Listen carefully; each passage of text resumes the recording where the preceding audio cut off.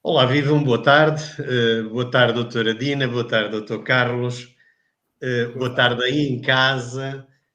Sejam muito bem-vindos a mais uma pausa para um café virtual, ainda ligado à ansiedade, uma segunda parte do programa sobre ansiedade. Hoje, com a honra de termos uma companhia que é o Dr. Carlos. O Dr. Carlos Silva é psicólogo de carreira, psicólogo clínico, com créditos firmados na área. Portanto, tenho a grande honra de o apresentar na pausa para um café virtual. Dito isto, a palavra, como sempre, é da doutora Dina e então ela que nos leva a Bom Porto, se faz favor. Muito bem. Boa tarde, Dr. Artur. Boa tarde, Dr. Carlos. Muito obrigada pela sua companhia, pela sua disponibilidade em estar connosco nesta pausa para um café virtual. Com certeza que muitas pessoas estarão à espera de o ouvir, porque é a primeira vez que trazemos aqui num tema destes, portanto, um psicólogo portanto, dentro da sua área, portanto, da área da psicologia clínica e da saúde, ligado também à hipnose e à hipnose clínica e à regressão, portanto, com uma carreira já bastante vasta e, portanto, vai ser um programa certamente interessante que as pessoas vão adorar, mesmo aquelas que não o vejam hoje em direto, poderão vê-lo depois em direto, não é? Portanto, estará sempre disponível no sítio da cura e em outros sites também, incluindo no grupo Pausa para um Café Virtual. Aos nossos seguidores, muito boa tarde, espero que estejam bem. Muito obrigada pelas mensagens que deixaram no sítio da cura, quando o Dr. Artur disse que não ia haver pausa, pois eu andei a passar entre os pinguinhos da chuva, mas o bicho bateu-me à porta, finalmente.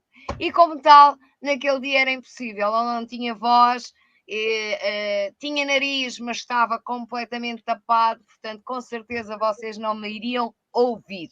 Ver, iriam ver. Ouvir, não. Desde já o meu agradecimento a todos aqueles que me desejaram as melhoras e, portanto, digo-vos já que não é uma gripezinha e que espero continuar a passar pelos pingos da chuva depois desta fase de imunidade.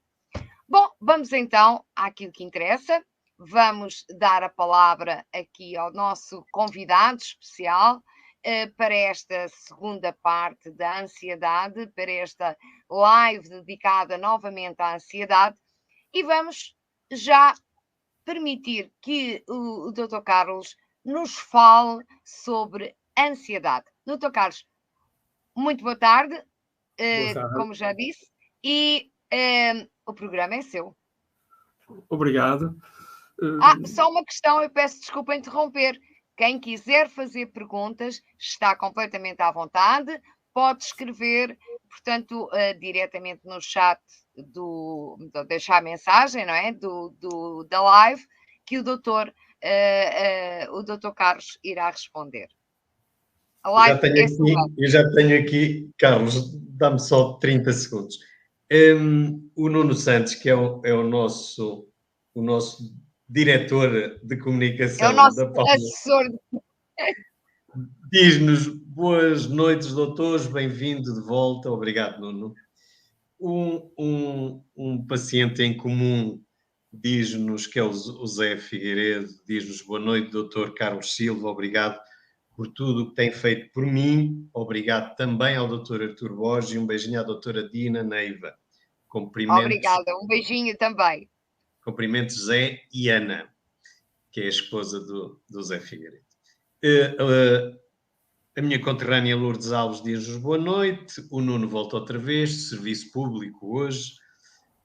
A Ana Borges diz olá, boa noite, doutores, sejam bem-vindos, obrigado. Seja bem-vinda também aí da Suíça. Carlos, a palavra é tua, se faz favor. Muito boa noite a todos.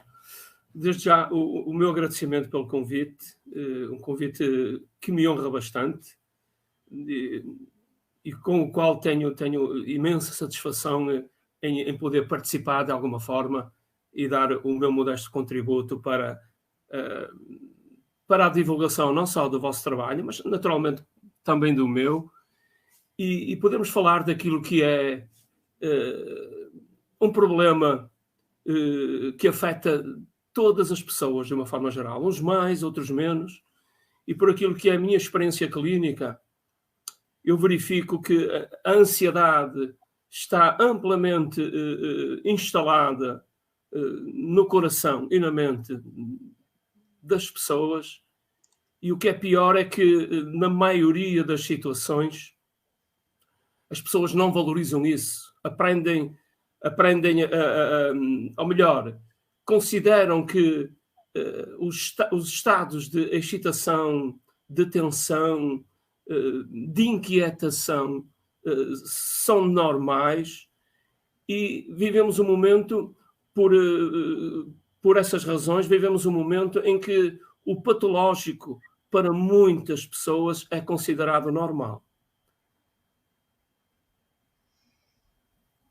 Na maioria das situações, ou na maioria dos casos, as pessoas consideram que sofrimento é quando dói a coluna, quando se parte uma perna, um braço, quando dói a cabeça, quando estamos com problemas gástricos.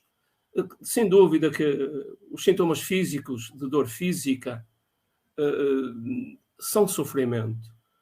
Mas o sofrimento emocional é amplamente pior, porque tira-nos a paz interior, baixa-nos os níveis de energia e mergulha-nos num inferno pessoal que acaba por afetar as pessoas que convivem connosco no dia a dia. A ansiedade é, sem dúvida, um dos males do século em que vivemos, da vida moderna. E isto ocorre porque, de uma forma geral, as pessoas não estão preparadas para lidar com os pensamentos, com as emoções, com os sentimentos.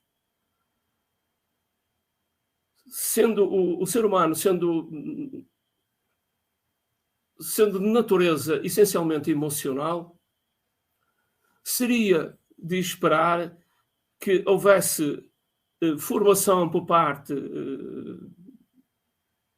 dos órgãos governamentais que começassem a preparar as crianças desde a tenra idade para lidar com as emoções, para saber gerir as emoções, enfim, para compreender os estados emocionais. Mas o que nós verificamos é precisamente o contrário. E o resultado é que as pessoas lidam muito mal com as emoções porque têm medo delas. E ter medo das emoções não é opção. Porque as emoções não nos fazem mal. Ter medo das emoções é quase como que ter medo da própria sombra. E isso não é racional. As emoções têm um papel na nossa vida. As emoções são sintomas. E como sintomas dão mensagens.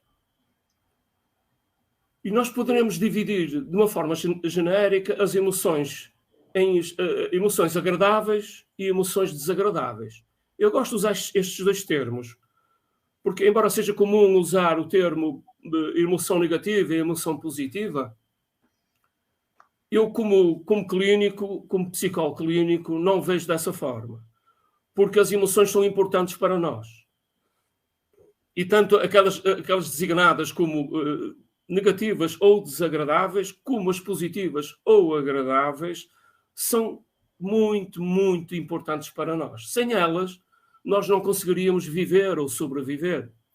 Então, considerando que as emoções têm um papel na nossa vida, nós, para entendermos aquilo que é o transtorno da ansiedade, os problemas da ansiedade, temos que começar por compreender as emoções.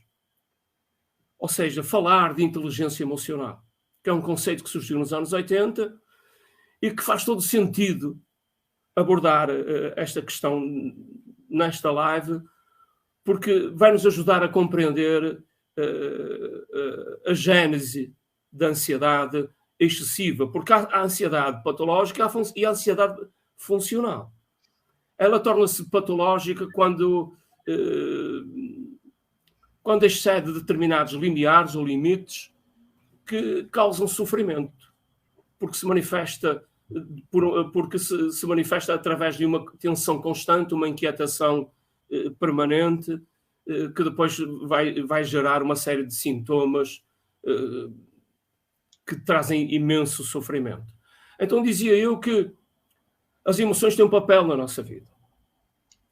E nós temos que compreender que o papel das emoções é auxiliar o pensamento, tornar o pensamento mais inteligente, para promover a adaptação do indivíduo aos contextos, principalmente aos contextos de adversidade. Então, nesta perspectiva, as emoções comunicam, dão mensagens.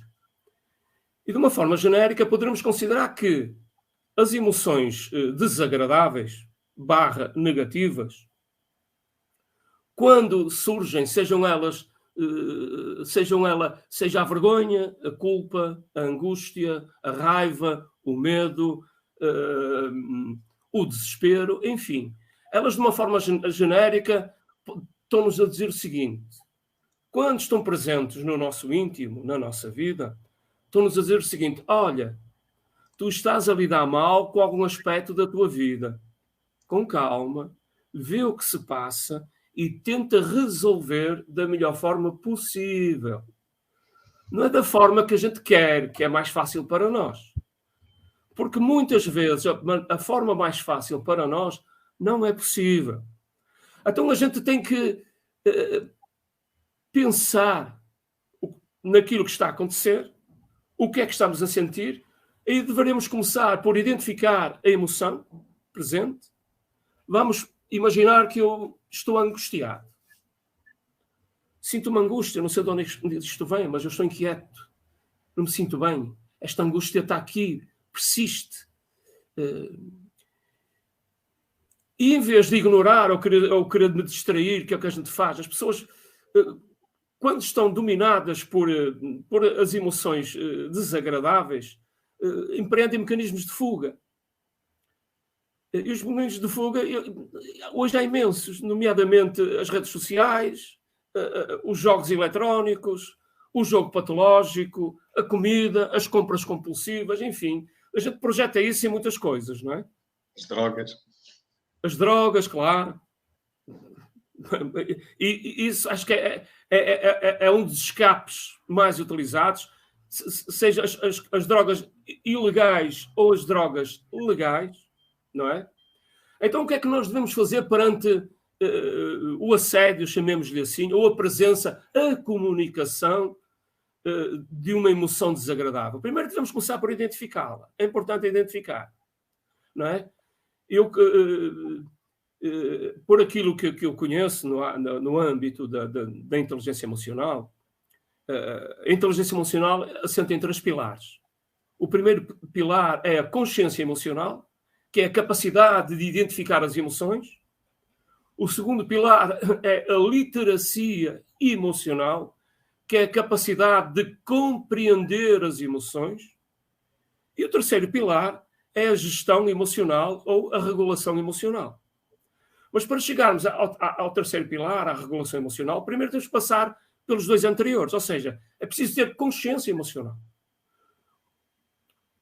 Temos a capacidade de identificar o estado emocional. O que é que eu estou a sentir? É angústia, ok. Poderia ser culpa, vergonha, raiva, tristeza, enfim. Então, devemos começar por identificar. Então, eu estou dominado pela angústia. Assim, ok. O que está aqui é angústia. Isto é angústia. Esta angústia não me larga. Porque será que ela está aqui? O que é que ela me está a comunicar? E aí eu devo silenciar, porque a gente deve aprender a comunicar com o coração. O coração comunica. São coisas que as pessoas não sabem. Isto é científico. Há um instituto norte-americano chamado Instituto HeartMath, que é Instituto da Matemática do Coração. Eles têm um site bastante interessante e têm um trabalho fabuloso. Eles, nos anos 90, descobriram uma coisa fabulosa. Eles descobriram que o coração pensa, o coração tem tecido neuronal. Então, eles, por experiências que fizeram, constataram que o coração é o grande imperador do universo biológico. E identificaram uma hierarquia de comunicação entre o universo biológico. E então, segundo as descobertas deles, o coração comunica para o cérebro. O cérebro recebe a mensagem do coração através de estados emocionais e liberta as substâncias bioquímicas e o corpo reage. Como é que eles chegaram a isso? Um estudo está publicado. O estudo é interessante porque eles monitoraram os sujeitos e puseram-nos à frente de um ecrã. O ecrã ligado a um computador com um programa que passava imagens aleatórias. Ninguém sabia as imagens que surgiam. Eram completamente aleatórias e imprevistas. As imagens tinham um espectro que ia desde um pôr do sol, um amanhecer fantástico, uma mãe embevecida a contemplar um bebê, até imagens de catástrofes naturais, de ataques de animais a seres humanos, de acidentes. E o que eles verificaram nesse estudo é que, segundos antes de a imagem surgir no ecrã, o coração enviava o sinal para o cérebro. No momento em que a imagem surgia no ecrã, o cérebro enviava a mensagem através dos neuropeptídeos dos neurotransmissores para o corpo. E segundos depois, milissegundos depois, o corpo reagia. Então eles concluíram que a hierarquia de funcionamento do universo mente-corpo é coração, cérebro, corpo. Mas hoje sabe-se, a psiconeuroimunologia e a epigenética têm estudado amplamente esta área, particularmente aquilo que é a dinâmica familiar na expressão dos genes.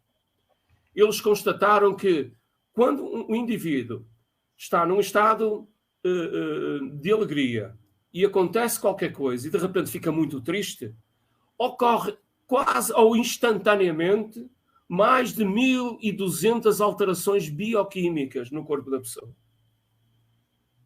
Mais de 1.200 alterações bioquímicas. Quando acontece o contrário, ou seja, a pessoa está muito triste e de repente há um evento que faz com que ela fique feliz, fique alegre, fique contente, ocorre instantaneamente mais de 1.400 alterações bioquímicas. A continuação destes estudos tem descoberto coisas fabulosas. É que quando estamos dominados pelas emoções desagradáveis, o ADN encolhe-se, contorce e perde códigos genéticos. Mas quando estamos dominados por uma tranquilidade, uma serenidade, sentimentos de paz, de harmonia, o ADN estende-se e recupera os códigos. Então, a epigenética descobriu que a genética não é determinante, é potencial. Descobriu que as chamadas doenças genéticas, na verdade, são aprendidas através do chamado sistema de crenças e valores. A neurociência tem efetuado estudos bastante interessantes.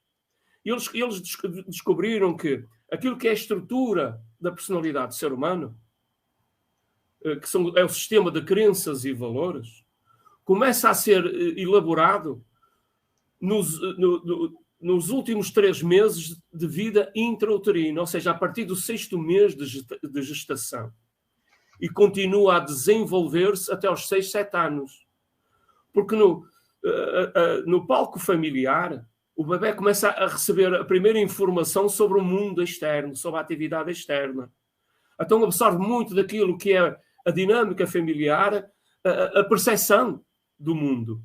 E começam a ficar ali as bases daquilo que vai estruturar a sua personalidade. Então as doenças acabam por ser aprendidas.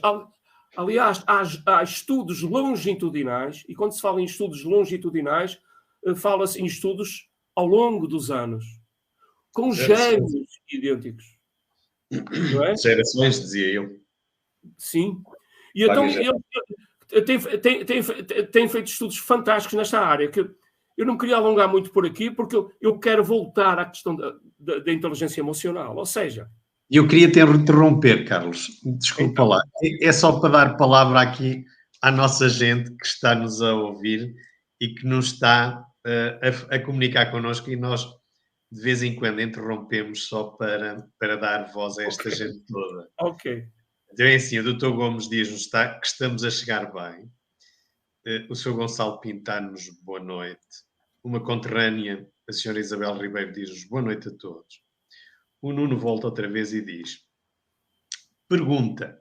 E eu acho que aqui o Nuno está a fazer uma coisa muito interessante, que é questionar o Dr. Carlos exatamente como profissional na área. Ele diz assim: os sentimentos amorosos, sejam eles positivos ou negativos, poderá dar em ansiedade? Fica a pergunta no ar, depois vais encaixá-la quando achares por bem. Se te esqueceres, diz-me que eu volto a repetir. Pois, o melhor será responder uma de cada vez, senão a gente vai... Ou então, se calhar... Queres responder já? Sim, os sentimentos amorosos... A gente precisa compreender o seguinte: é aquilo que são os mecanismos que geram o sofrimento. O que gera o sofrimento é a percepção que temos da realidade que nos envolve, aquilo que é o objeto da nossa atenção. Não é? A ansiedade é o resultado, independentemente do que esteja em causa, seja sentimentos de amor ou de ódio, ou sei lá, de irritação, de estar contrafeito. É a forma como nos relacionamos com o pensamento. Tudo começa no pensamento. Nós olhamos à nossa volta, em qualquer local que estejamos, a gente olha e de qualquer objeto que veja, tudo começou no pensamento.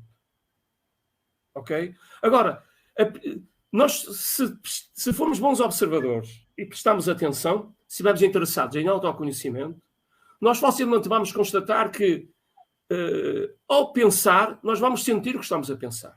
O pensamento gera sentimento ou emoção. Porque o pensamento é uma imagem. O significado da imagem é o sentimento, é a emoção. Ok? Então, o significado que atribuímos àquilo que estamos a pensar, a forma como interpretamos o pensamento, vai definir se o que sentimos é negativo ou é positivo. Nós precisamos... Desculpa lá. Mas isto é muito giro. Ouvirmos... Eu agora só vou meter aqui um bocado de areia na engrenagem, de propósito. Isto é muito giro que estás a dizer e eu estou a adorar. Mas aqui o Nuno está a dizer isto e eu estou a pôr-me na pele de um apaixonado, não é? Em que tu estás a falar em racional e ele está completamente numa outra onda que não consegue ver absolutamente nada, muito menos ser racional, porque o amor é mais racional, a paixão é que é irracional. E nestes sentimentos amorosos, muitas vezes essa emoção retira-nos a razão e às vezes há sinais amarelos e vermelhos que vão aparecendo ao longo dessa mesma relação que as pessoas passam por cima deles e depois vai acabar no que acaba, e tu sabes melhor do que ninguém isso. Mas desculpa, eu só quis aqui... Não, faz todo sentido isso, e é assim mesmo que funciona, de uma forma geral. Agora, porquê é que isso acontece? Isso é uma questão muito interessante. Isso acontece devido àquilo que eu chamo são as imaturidades. Porque... Nós temos uma tendência natural que é instintiva, são mecanismos de defesa, de abraçarmos aquilo que para nós é agradável e afastarmos aquilo que é desagradável. Ou seja, nós não estamos habituados a contrariedades nem a ouvir um não entre aspas, ou seja, hipoteticamente, o ser humano não está adaptado à contrariedade ou algo que ele idealiza, e, portanto, se ele idealiza algo, se é diferente daquilo que ele idealizou, é uma contrariedade, ou um não, e, portanto, há uma não aceitação, por assim dizer, que vai provocar a tal emoção, neste caso, a emoção, vai provocar pensamentos, não é? Portanto, as imagens, as tais imagens, muitas vezes até imagens surrealistas, que nem são as reais e que depois acabam em disparate.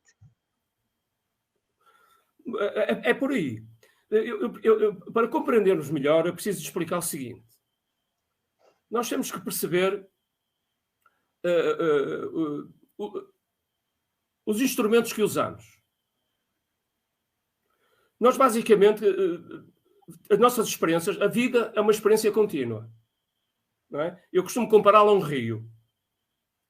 O rio, a água, se estivermos junto a um rio ou um ribeiro, vemos a água a correr. Mas a água nunca é a mesma. Mas a percepção que temos é que é a mesma, não é?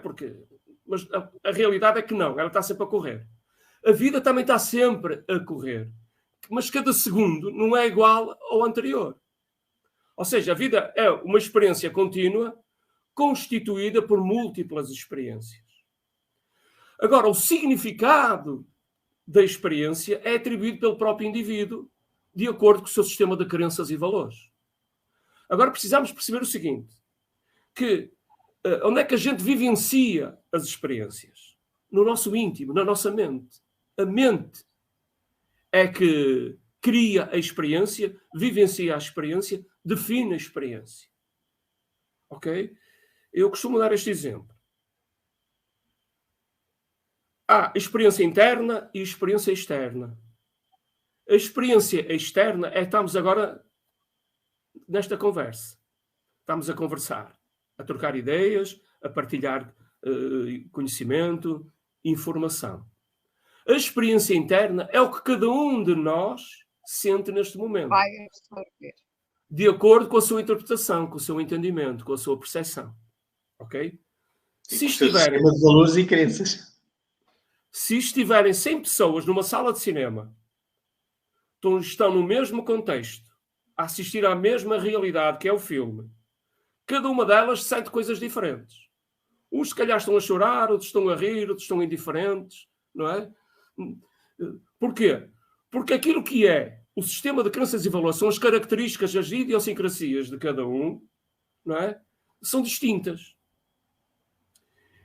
E como a experiência é processada na mente, o indivíduo dá significados diferentes a cada momento. Ok? Então, depois, aliado à mente, nós temos o chamado intelecto, que é a inteligência. A inteligência tem 5 ferramentas. Isto aqui podemos falar isto numa live. Isto é interessante. O intelecto tem 5 ferramentas, que é o pensamento, a emoção / sentimento, a razão, que é o raciocínio, a volição, que é a vontade, e a imaginação / criatividade. Ok? A maioria das pessoas usa muito mal a inteligência, porque não usa a parte racional. Asa por aquilo que chamamos de mecanismos da atração e da aversão. Atração e aversão. Ou seja, aquilo que para mim é agradável, eu luto para alcançar. Aquilo que é desagradável, eu luto para afastar. Não é? Então, quando estou dominado por emoções desagradáveis, eu procuro fugir delas. Procuro evitá-las. Nem quero pensar no assunto. Isso é um erro. Aí o que é que eu faço? Eu estou a aguardar. Eu estou a acumular experiências. Ou toma um comprimido para esquecer essa mesma emoção. Ou vai beber um copo. Ou vai beber um copo. E eu acho que é assim, se tem que chorar, chora agora. Não, é preciso perceber o que é que está aí, aceitar o que está cá. Exatamente. O que está a comunicar. A aceitação. Isso. A gente tem que compreender, é preciso autoconhecimento. O autoconhecimento é fundamental. E eu defino o autoconhecimento desta forma. O autoconhecimento é conhecermos a nossa realidade interior e percebermos como se relaciona com a realidade exterior. Ou seja, a minha experiência externa como interage com a experiência interna. Ou melhor, a experiência interna como interage com a experiência externa. Para isso, eu tenho que melhorar a relação com o pensamento, tenho que aprender a usar os instrumentos, as ferramentas do intelecto. Ok? Eu tenho que aprender a usar o pensamento, as emoções, a razão, racionalizar. Não é racionalizar as emoções, é senti-las e aqui encontrar o ponto de equilíbrio, que é importante. Emoção e a razão complementam-se. É? E depois usar a vontade com discernimento e não a vontade automática, compulsiva. Porque a maioria de nós, dominados pelos mecanismos da atração e da aversão, é dominado pelas compulsões, pelos hábitos, pelos automatismos. Então aquilo que lhe parece agradável corre atrás. E no amor há um exemplo desse. Normalmente o que é que acontece? Não, eu já fui jovem, fomos todos, não é? No jovem, como é que acontece? O jovem vê a moça, muito bonita. É a mulher da minha vida, vai atrás. Pá, acaba por conquistar quando dá certo. Muitas vezes, passado uma semana ou um mês, fica, porra, no que eu me meti. Porque a pessoa olha para a imagem, gosta da imagem e depois imagina uma pessoa. Acaba por se apaixonar por uma fantasia. Faz o filme. É. Acaba por se apaixonar. Mas isso, efetivamente, o filme não é só nas paixões. O filme é na vida real. Em tudo. Eu vou ao médico, por exemplo, daqui a uma semana. Faz-te conta que vou ao médico. E sou uma pessoa extremamente negativa. E o que é que me acontece? Eu já estou a imaginar que a médica me vai encontrar a patologia A, B, C, D e se calhar mais umas quantas. E, portanto, o que é que acontece? Eu estou a vivenciar no presente o futuro. Eu estou a gastar a minha energia do presente naquela consulta que é daqui a uma semana, que eu nem sequer sei o que é que a médica me vai diagnosticar. Se calhar nem me vai diagnosticar nada, só que a minha mente está a fabricar. Já está a catastrofizar, a pensar pior. Já está a dizer que eu já estou com os pés para a cova. Não, vai-lhe diagnosticar hipocôndria. Muitas vezes. Hipocondria. Deixem-me já agora fazer, já que estamos neste intervalo aqui, para continuar, e depois dou a palavra outra vez ao Carlos. Sim, temos aqui então também o Nuno Ferreira de Almeida, que é o Nuno que nos ajuda na Farmácia Melo. Um grande beijinho, Nuno! Que ajuda todos os meus doentes quando lá aparecem com as receitas. Obrigado, Sr. Nuno, pela presença. Depois, e já agora, um grande agradecimento à Farmácia Melo pelo excelente trabalho que têm feito junto dos meus doentes, e isso fica um agradecimento público.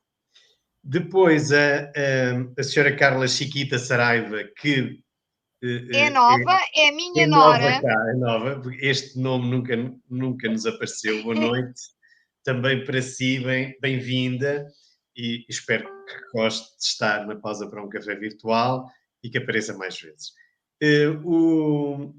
O Nuno volta outra vez e diz: este programa deveria estar numa grelha nacional da televisão, porque aqui ajuda-se muita gente com ou sem falta de informação. Obrigado, doutores. Obrigado, nós, Nuno, pelas suas palavras. A senhora Isabel Ribeiro diz-nos boas palavras, senhor doutor Carlos, que estão a ajudar a identificar a ansiedade. A senhora Inês de Castro Esperança diz-nos boa tarde aos doutores Artur e doutora Dina, ao convidado e a todos que seguem esta pausa para o café. Obrigado, senhora Inês, bem-vinda. O Nuno volta outra vez e diz que grande programa, hoje mesmo, doutores, apesar de eu hoje não estar a retransmitir, mas este tema será levado por mim a várias plataformas digitais e não só. Obrigado, Nuno, mais uma vez. A Manuela Saraiva, a nossa mãe babada, vou dizer ao Carlos, a Manuela Saraiva foi aquela que esteve comigo num programa da SIC, outrora infértil, hoje mãe de uma Letícia lindíssima. diz-nos boa tarde, doutores, queridos e iluminados. Obrigado, bem-vinda e beijinhos para vocês e um abraço ao Sr. Fernando. O doutor Gomes diz-nos ótima ideia de convidar o doutor Carlos Silva. É um sábio no assunto e um bom comunicador. A senhora Inês diz-nos: e a mente é traiçoeira. Já vamos falar sobre isso. Nuno Santos volta outra vez e diz: doutores, hoje vocês foram buscar o Messi, especialista da matéria. Muito como diz o outro, e é disto que o povo gosta, saber um determinado assunto num diálogo fácil. Obrigado, Nuno. A senhora Lourdes diz: é muito importante o que estão a dizer, mais importante são os que está doente e não quer crer. Já temos aqui um outro problema, não é? Que é o indivíduo que está doente e não assume que está doente. Não aceita. Isso é um problema enorme para tratar, porque isso já tem a ver com a área da compulsão, da obsessão, mais da obsessão. É o medo, é resistência, é resistência. E são estes os casos de fracasso em qualquer medicina. É típico das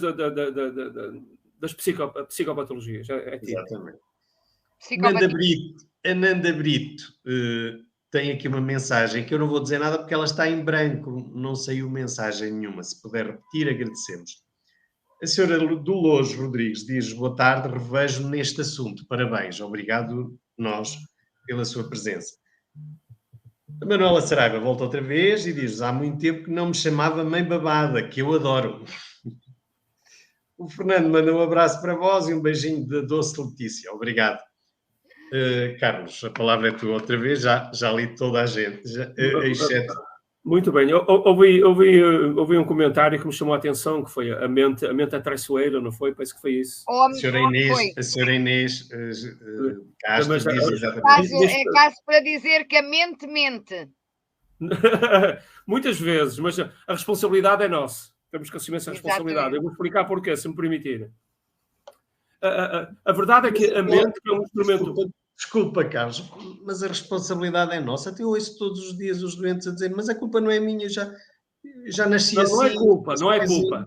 Eu não sou apologista da culpa, da responsabilidade. Porque ninguém faz isso de forma intencional, ninguém é malvado. A natureza humana é intrinsecamente boa.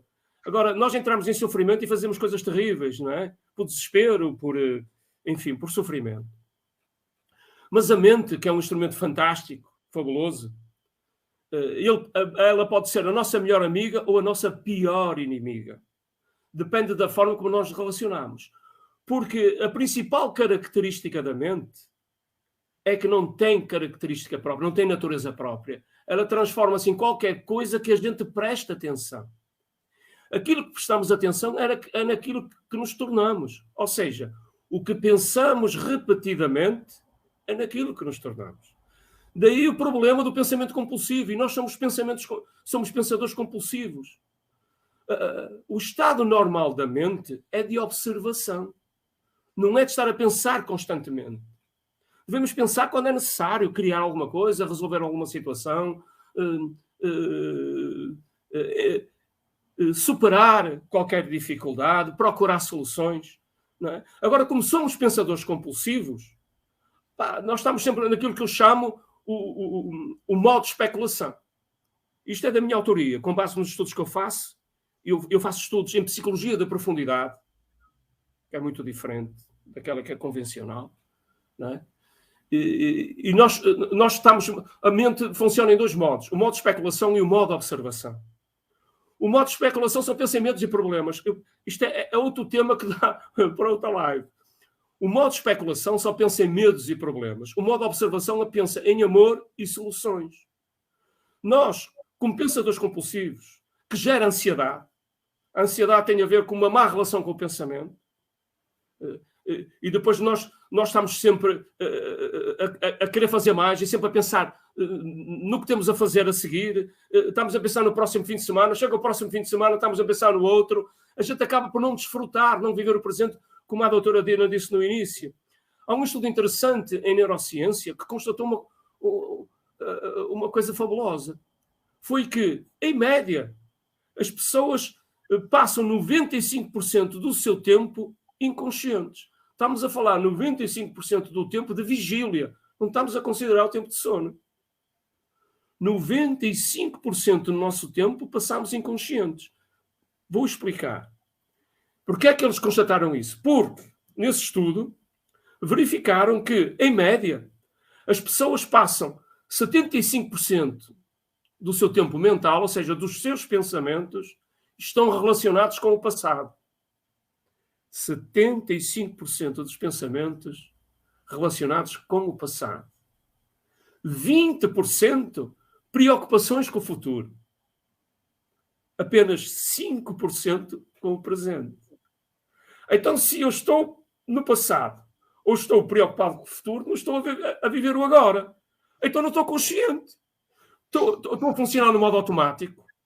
Não é? Estou em modo... É como muitas vezes para quem conduz, não é? Vai na autoestrada, não é? E de repente, porra, já estou aqui. Porra, não me lembro de ter passado por tal sítio. Quer dizer, claro que não.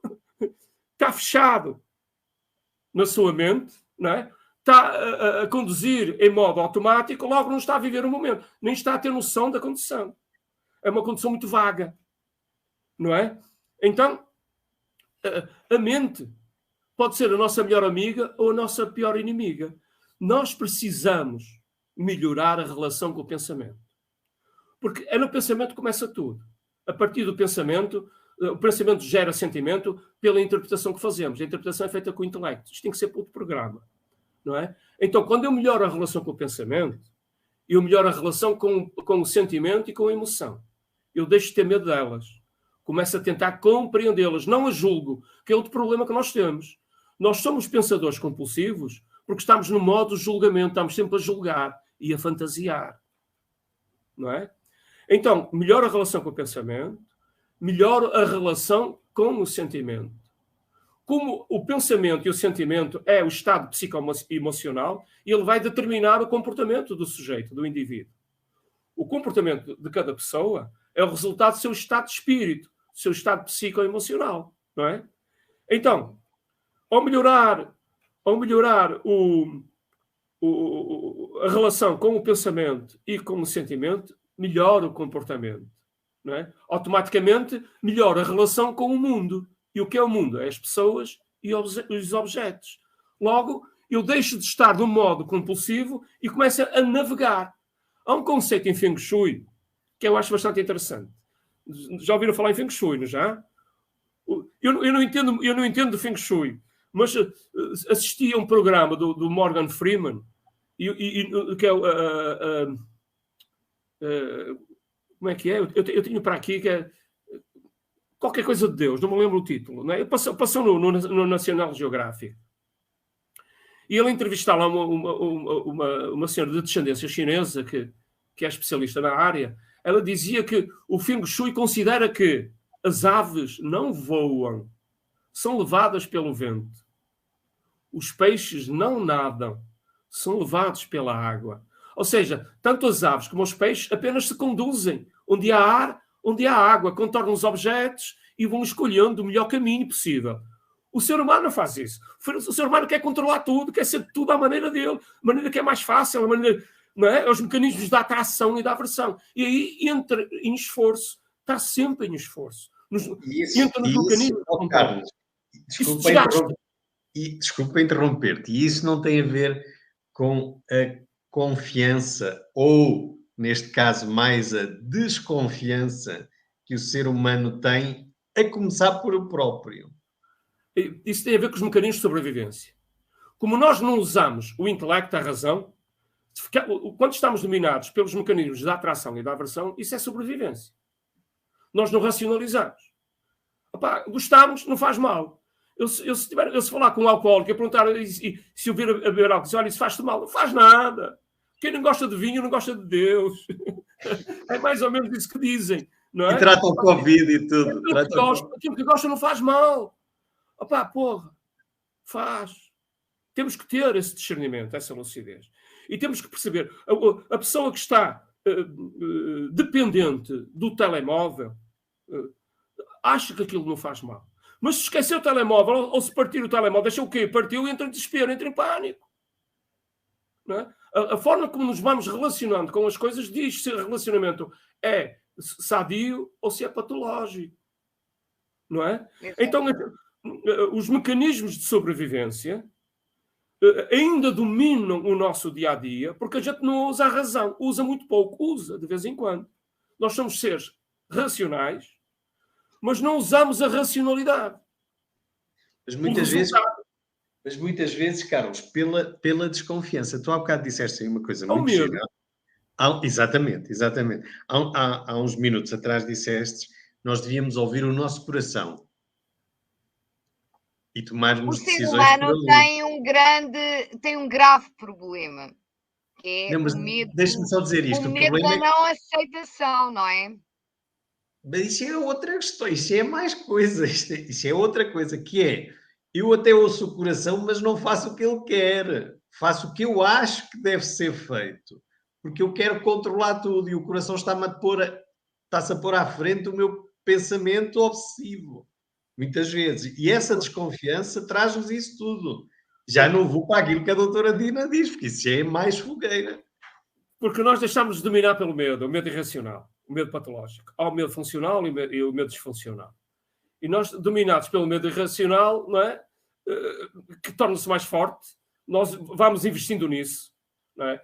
Porque depois a repetição dos pensamentos e dos sentimentos vão criando camadas energéticas e estruturas na mente que depois se tornam automatismos, que muitas vezes nem passam pelo que é o córtex frontal, que é a sede da racionalidade, não é? Portanto, transformam-se em gatilhos. Quando surge uma percepção inconsciente de ameaça, dispara o gatilho e a pessoa reage, entra em pânico e nem sabe de quê. Não é? Os ataques de pânico surgem assim, a pessoa não consegue racionalizar, não é?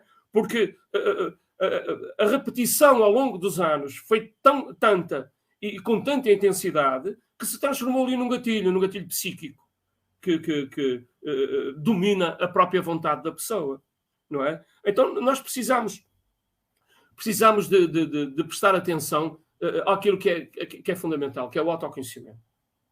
Temos que conhecer a nossa realidade interior. E para isso temos que cultivar hábitos de higiene mental. Temos que conversar connosco, silenciarmos e conversar connosco. E aprender a escutar o coração. Exatamente. Escutar o coração com discernimento. Porque uma das coisas também que o Instituto Artemat descobriu foi que o coração é a sede da inteligência intuitiva, que passa para além da inteligência racional. Porque aquilo que é inteligência racional depende do conhecimento do indivíduo, aquilo que é a minha experiência de vida, aquilo que eu conheço. Mas aquilo que eu conheço é apenas uma fração ínfima daquilo que é as possibilidades, que existem as possibilidades quânticas, que a física quântica tanto fala, né? Que as possibilidades são infinitas. Então, se eu me deixar levar exclusivamente pela inteligência racional, quando eu tenho que lidar com alguma coisa que eu desconheço e não sei o que fazer, aí ajuda a ceder à inteligência intuitiva, que se liga à fonte de tudo que existe. Isto aqui já é conversa para outro tema. Isto já é conversa para uma live do tipo ciência e espiritualidade. Por aí. Isso. Não, deixem-me só dizer uma coisa. Eu fiz assim, porque a senhora Inês diz uma coisa muito gira, muito gira. Eu vou saltar e perdoem-me todos que estão atrás da senhora Inês, porque ela diz uma coisa muito gira, que é deliciosa, que é, isto é muita informação, hoje é que não durmo mesmo nada. É bom, isso é bom, está a agitar, isso é bom. Pronto, mas isto, senhora Inês, isto também nós podemos depois, como dizia a doutora Dina logo no início do programa, nós depois podemos visualizar isto no Facebook do Sítio da Cura, no canal Sítio da Cura do Dr. Artur Borges no YouTube, ou onde for partilhado no próprio Facebook da Pausa para um Café Virtual. E podemos ver isto aos bocadinhos, quer dizer, não podemos ver isto tudo, senão é muita informação, como dizia bem.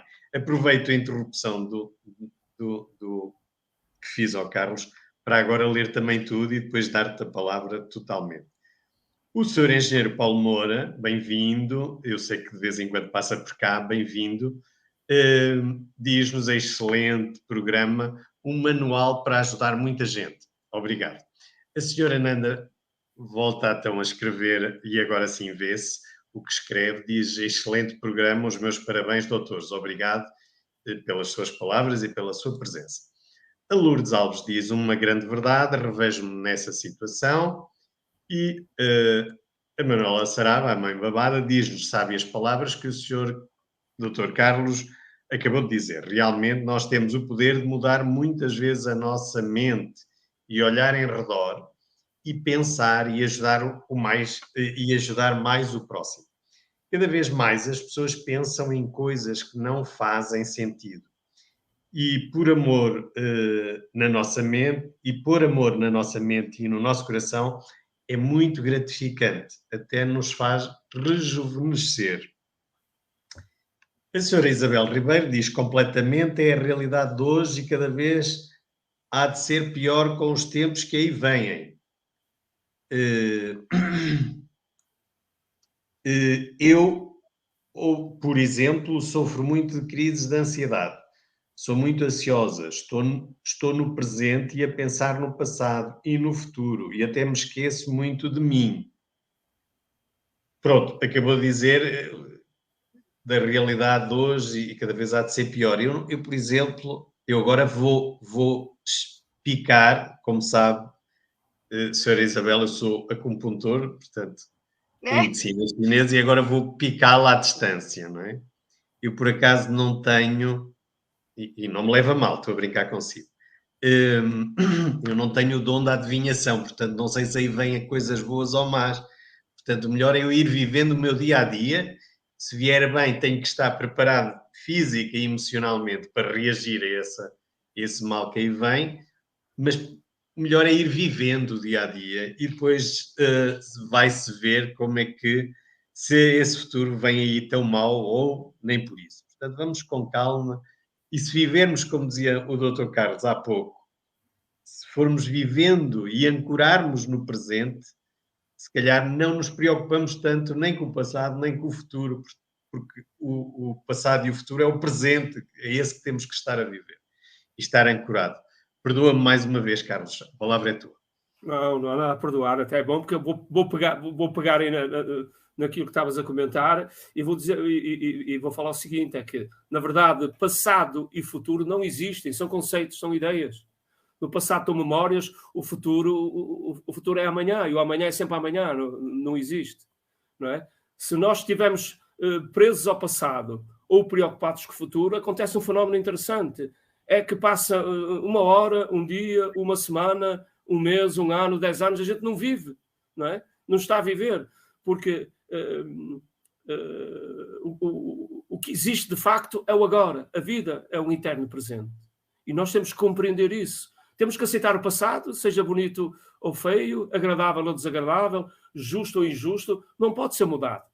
Portanto, a aceitação, pela compreensão, porque nós temos um mau hábito e não temos culpa disso. Cada ser humano vive com as circunstâncias da vida como aprendeu, como sabe, e nós temos que melhorar essa aprendizagem, porque há aprendizagem que é funcional e aprendizagem que é disfuncional, não é? Mas o passado não pode ser alterado, não pode ser mudado. Então devemos tentar compreendê-lo, compreender sem julgar. Quando nós julgamos de forma negativa. E quando julgamos de forma negativa, estamos a criar essa energia no nosso íntimo, na nossa casa interior, que é a casa mental, não é? Há um ensinamento de Buda que viveu entre nós há cerca de 2500 anos, que fala disto mesmo. É um ensinamento fantástico. Isto é mais que psicologia, é sabedoria. Quando falamos de sabedoria, estamos a falar de leis que regem o universo, que regem a existência. Então ele dizia: a lei da mente é implacável. O que tu pensas, tu crias. O que tu sentes, tu atrais. O que acreditas, acontece. Então, segundo ele, não é? O que nós pensar é criar. Ao pensar, nós vibramos, sentimos, vibramos. Pela lei da ressonância, que é a lei de retorno, não é? Atraímos energia desse teor, de acordo com a qualidade do pensamento, com a natureza do pensamento. A natureza do pensamento vai definir a frequência, não é? A qualidade da vibração. E depois atrai energia que pode ser agradável ou desagradável, positiva ou negativa. Quando a gente começa a vibrar naquilo, a sentir aquilo, e junta a imagem mental à emoção. Eu gosto de usar esta metáfora. O pensamento é como se fosse a embalagem, a emoção ou o sentimento é como se fosse o conteúdo. Ok? Juntando os dois, nasce a crença. Quando nasce a crença, a gente acredita. Ao acreditar, estamos a realizar. Não é? É aquilo que se chama, em física quântica, se chama... Está-me a faltar o termo agora. Aquilo que é... Co-criar. Não, sim, é cocriação, sem dúvida, é cocriação. Mas é o momento em que a energia, portanto, a partícula energética se transforma em matéria. Ou seja, o fóton se transforma em partícula. Não é? Eles chamam aquilo que é o colapso energético. Não é? Então, nós, quando estamos presos ao passado ou preocupados com o futuro, não estamos a viver o presente. Estamos a deixar a vida escapar. Então, nós temos que perceber que, por aquilo que é a chamada lei de causa e efeito, que é a lei da ação e reação, não é? A vida é um enorme campo de cultivo. Nós, dotados de livre-arbítrio, temos liberdade de escolha, temos o poder de escolher. Nós podemos escolher. Mas para cada escolha há um resultado, há uma consequência. Pode ser positiva ou negativa. Ou seja, em termos práticos, funciona assim, que é a lei de ação e reação, a lei de causa e efeito, que os hindus chamam de karma. O karma não tem que ser negativo, pode ser positivo. Não é? Então funciona assim. Ao escolhermos os comportamentos, estamos a escolher as consequências, que são positivas ou negativas. Então aquilo que me está a acontecer hoje na minha vida foi o resultado do que eu escolhi fazer ontem, há um ano, há 10 anos. O que eu escolher fazer agora é o que me vai acontecer amanhã, é com o que eu terei que lidar depois. Não é? Então a vida como cada um dos seres humanos tem hoje é o resultado das escolhas que fez até agora. Se há um padrão de eventos, um padrão de acontecimentos recorrentes na nossa vida, significa que nós estamos distraídos. Estamos sempre a fazer o mesmo tipo de escolhas, seja no campo mental ou comportamental. Então, se nós não gostamos de alguns eventos que se repetem na nossa vida, temos que refletir. Puxa, o que é que eu preciso aprender com isto? Que escolha é que eu fiz que me trouxe este resultado? Porque a verdade é que nós somos os construtores do nosso destino. Não existe fatalismo. Não existe sorte ao azar. A sorte e o azar é o resultado das nossas escolhas, das nossas ações. Nós temos que assumir a responsabilidade de conduzir a nossa vida através de uma vontade racional, com discernimento. Nós usamos a vontade compulsiva, automática. Não usamos a vontade com discernimento. Para usar a vontade com discernimento, temos que escutar o coração, estar atento ao que sentimos, refletir, que é racionalizar, não é de uma forma fria, de uma forma serena, racionalizar e fazer escolhas. Ou seja, temos que ter autodisciplina para deixar de fazer o que nos apetece e fazer aquilo que é verdadeiramente bom, saudável para nós. Ok? Então, ao escolhermos os comportamentos, estamos a escolher as consequências, que são positivas ou negativas. Aquilo que não gostamos na nossa vida, nós podemos mudar. Mas para isso temos que renunciar a alguns hábitos. Porque nós somos seres de hábitos. E temos que perceber se os hábitos que nós temos no nosso dia-a-dia, aquilo que chamamos de rotinas, se nos trazem resultados agradáveis ou desagradáveis, saudáveis ou doentios. Temos que começar a mudar esse padrão. Outro estudo interessante feito em neurociência foi que eles constataram que, em média, o ser humano no dia que está a viver, tem 90% dos mesmos pensamentos do dia anterior. Ou seja, 90% dos pensamentos de hoje são idênticos aos de ontem. Agora reparem nisto. Se 90% dos meus pensamentos de hoje são idênticos aos de ontem, aos de anteontem, enfim, significa que 90% das minhas emoções e sentimentos também são os mesmos. Porque o pensamento cria sentimento. Nós somos qualificadores de energia. Como diz Buda, o que tu pensas, tu crias. O que tu sentes, tu atraes. Ou seja, ao pensar, eu crio sentimento, crio emoção. Se 90% dos pensamentos são os mesmos, 90% dos sentimentos são os mesmos. Logo, 90% dos comportamentos também são os mesmos. Porque o comportamento é a expressão do estado de espírito, do estado psicoemocional. Automaticamente, 90% dos resultados são os mesmos. E eu pergunto, onde é que fica a criatividade? 10%? A criatividade é a imaginação. A imaginação não tem limites. Albert Einstein dizia uma coisa interessante a este respeito. Ele dizia, entre a inteligência e a imaginação, eu prefiro a imaginação. Porque a imaginação não tem limites. Mas nós estamos sempre a pensar da mesma forma. Então é necessário mudar a forma de pensar. Temos que sair da caixa, da caixinha. Estamos sempre a pensar da mesma forma. E mas não olha, é pensar. Deixa-me interromper-te. Tu estás a ser tão bom e às vezes até me custa interromper-te. Eu, há uns tempos atrás, disse a um doente que ele não mudava por comodismo. E ele levou-me a mal exatamente isto. Porque muitas vezes, quando eu, como sabes, também trato pacientes com este tipo de problemas e muitas vezes é preciso abanar o doente, não é? Quer dizer, Sim. que é aquilo que estás aqui a acabar de fazer. E eu disse-lhe isso, que ele não tinha uma vida, é daquelas vidas quase perfeitas e ele tinha um sentimento super negativo. E eu digo, você não muda porque este estado que você vive é-lhe confortável. O homem levou mesmo muito a mal aquela brincadeira. Podes-me explicar isto, por favor? Posso. Doutor Artur, porque mudar, transformar o nosso interior. Mas e eu mudar, sei a resposta. também dói. E é isso Eu que as sei a pessoas não resposta. querem, é sentir dor. A dificuldade de mudar é que as pessoas aprendem a viver de determinada forma. E depois acham que não sabem viver de outra maneira. Então criam a chamada zona de conforto. Exato. E aquilo que chamam zona de conforto, eu chamo inferno privado. Eu gosto de usar esta metáfora.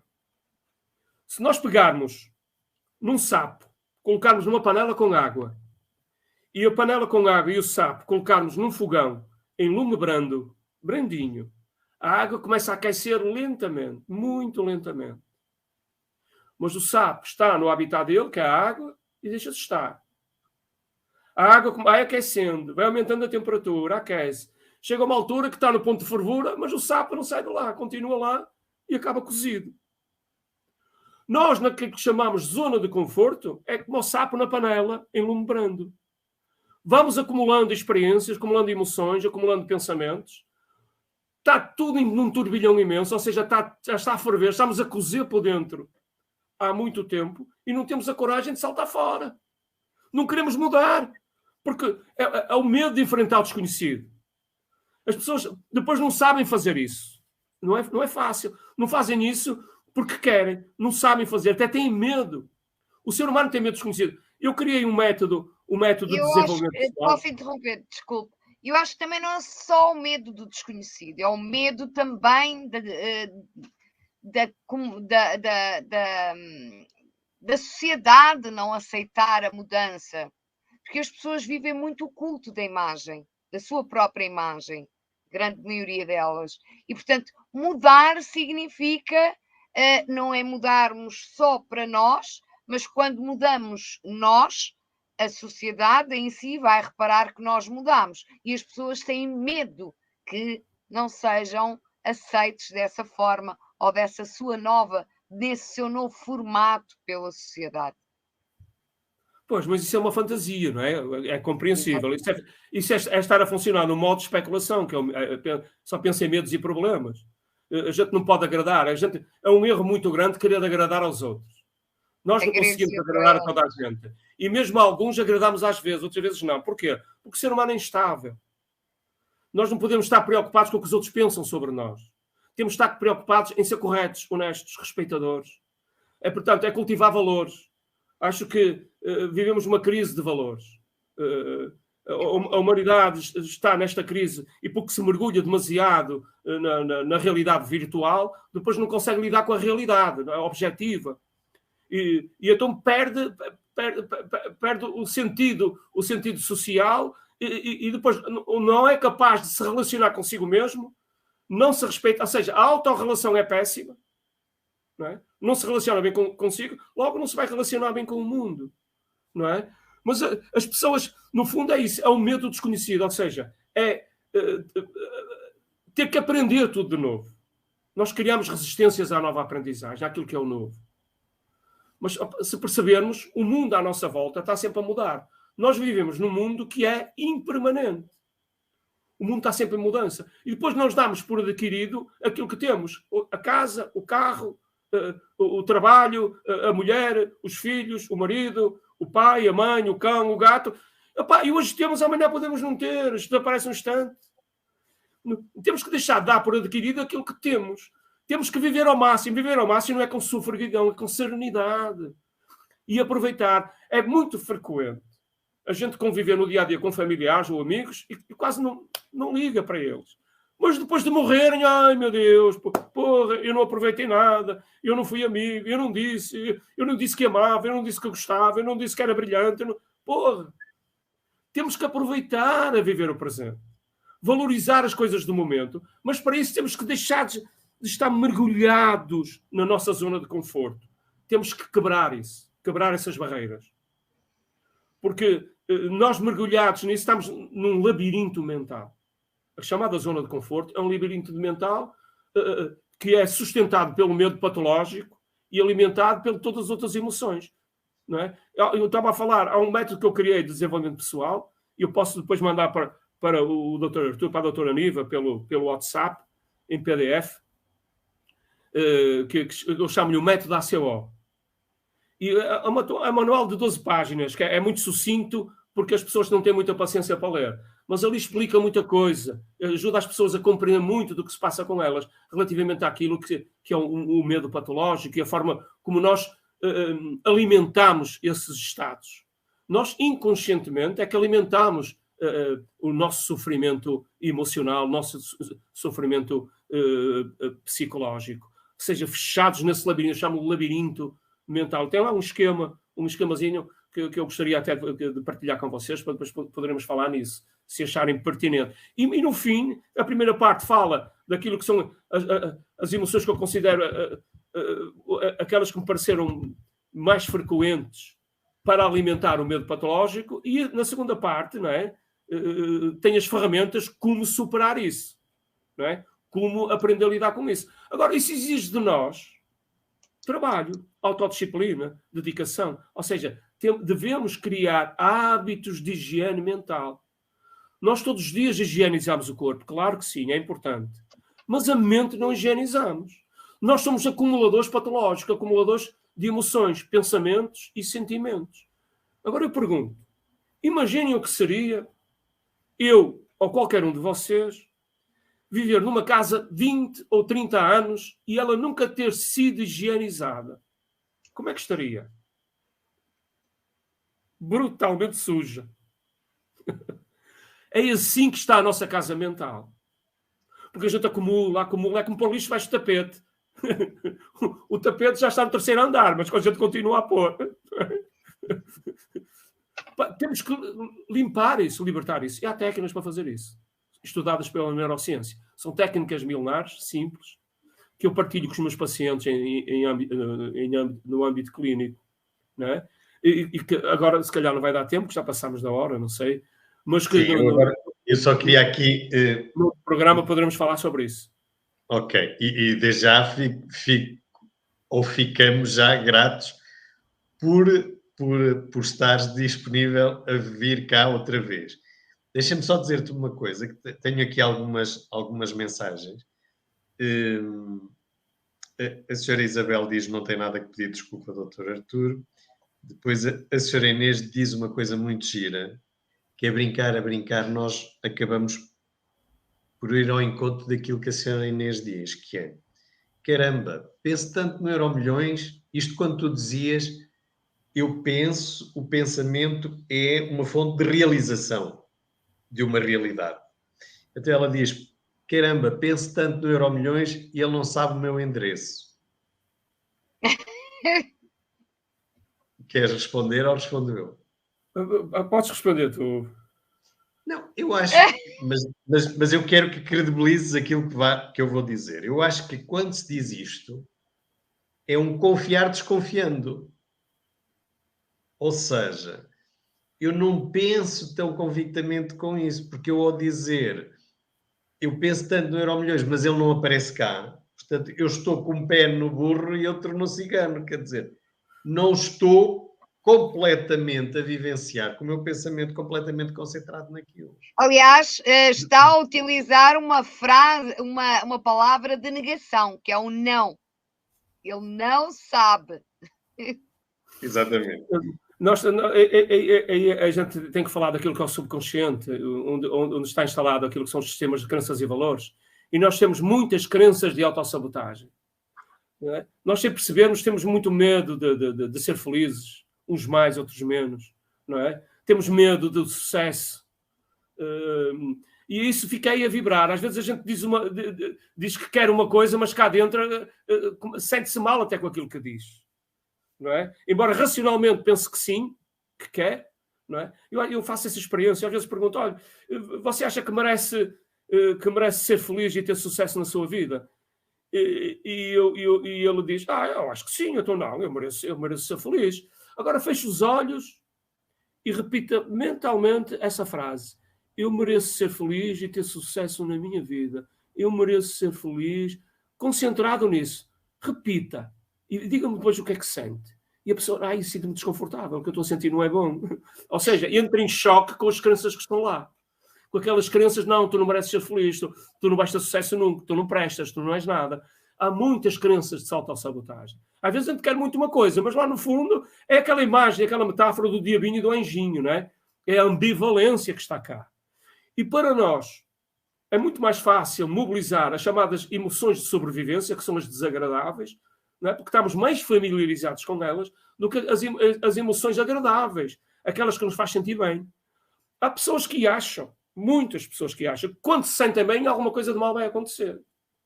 Se me estou a sentir bem, estou alegre, isto vem aí algum problema, vai vir qualquer chatice. Há pessoas que pensam assim. Portanto, são as crenças de autossabotagem. A questão da realização. Mas o mais importante não é Euromilhões. Porque o ser humano, para ser feliz, do ponto de vista material, precisa de muito pouco. A felicidade é um estado de consciência. Não depende do ter, depende do ser. Eu conheço muita gente rica que é extremamente infeliz. Conheço gente pobre, com pouco, e é muito, muito feliz. Então, o dinheiro é a mola do mundo, mas não é mais importante. Não é? Muito bem. É verdade. Depois, a senhora Isabel diz-nos verdade e põe uma lágrima. Depois, a engenheira Raquel Santos diz-nos verdade mesmo e passa tão rápido. E isto, quando estavas a falar que a vida passa muito rápido. E eu só queria aqui acrescentar uma vírgula, que é quando o pessoal está a fazer contas com Deus, não é? Não é quando se senta a fazer contas, porque eu tenho uma frase muito minha que é: se Deus tivesse que fazer contas com esta gente toda, estava desgraçado, era pior que a justiça portuguesa. Eu costumo dizer isto. Portanto, as contas com Deus fazemos-la no último dia, quando estamos para ir para o lado lá, em que depois concluímos que se calhar não vivemos, porque andamos ou estamos no passado, ou estamos no futuro, e não conseguimos vivenciar o presente. Ou seja, vamos numa viagem daqui da capital Carregal do Sal para a província de Lisboa, e agora estou a brincar com os lisboetas, porque Carregal do Sal é uma pequena aldeia em relação a Lisboa, mas estava a brincar. Mas quando vamos nesta viagem, estamos mais preocupados quando é que chegamos a Lisboa e não nos damos conta da viagem. Só queremos é saber quanto. Falta muito, falta muito, falta muito. E depois chegam lá, só estão preocupados em voltar, não é? Portanto, É ansiedade. Portanto, a engenheira Raquel diz-nos verdade mesmo e passa tão rápido, aproveitemos então cada momento. A Lourdes Alves diz uma coisa muito gira, que há muita gente. Porque a questão é que eu acho que algumas pessoas pensam, se calhar sou diferente dos outros. Não há ETs aqui. Nós somos muito iguais. Todos diferentes, mas todos iguais. E ela diz assim: eu bem queria apagar o passado que me atormenta diariamente. O difícil é não conseguir deixar de pensar. Queres comentar? Olha, o passado não pode ser apagado, nem deve ser apagado. Porque no passado estão lições. A vida é uma escola. Nós estamos aqui como alunos de uma vida maior. E as lições que estamos a aprender são as experiências. Ou seja, é tudo aquilo que ainda mexe connosco, que nos desequilibra, que nós temos que aprender a usar com calma, com serenidade. Então, no passado estão lições. Nós conseguimos aceitar o nosso passado quando paramos de o julgar, procuramos compreendê-lo. E compreender não é para achar que é certo ou é errado, que é bonito ou é feio, foi o que foi. Cada um de nós é o resultado de todas as experiências do passado.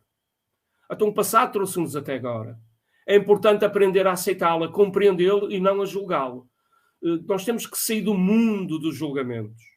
Porque quando nós entramos nesse processo, o resultado é invariavelmente sofrimento.